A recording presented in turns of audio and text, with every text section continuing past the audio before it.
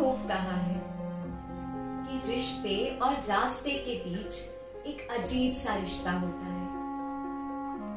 कभी रिश्तों से रास्ते मिल जाते हैं तो कभी रास्तों पर रिश्ते बन जाते हैं। तो आइए आज रिश्ते और रास्ते के बीच के इस संबंध को जानने की कोशिश करते हैं। हेलो पीपल, आज की मेरी कविता का शीर्षक है रिश्ते और रास्ते। उम्मीद करती हूँ आप सभी को पसंद आएगी। तो पेश करती हूँ अपनी कविता रिश्ते और रास्ते।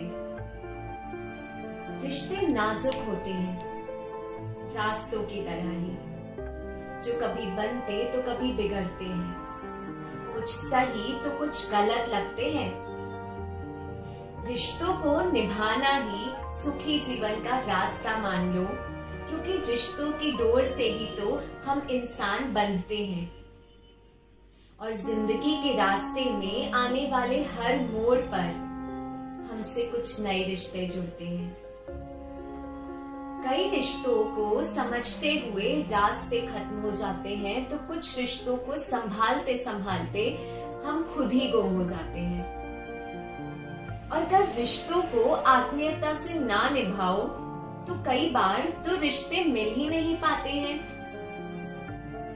रिश्ते विश्वास और प्यार की निशानी होते हैं, रिश्ते अनमोल जिंदगानी होते हैं।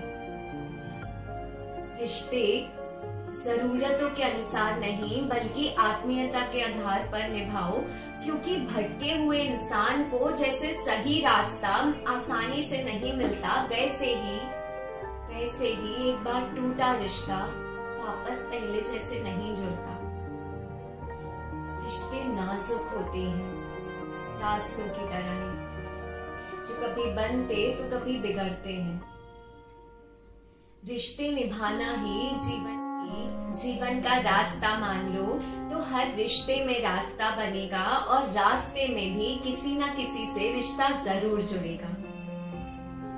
तो रिश्ते निभाते हुए रास्तों पर कुछ यूं चले हम राही कि ना तो कभी रिश्ते टूटे और ना ही मंजिल तक पहुंचाने वाले रास्ते छूटे, और ना ही मंजिल तक पहुंचाने वाले रास्ते छूटे।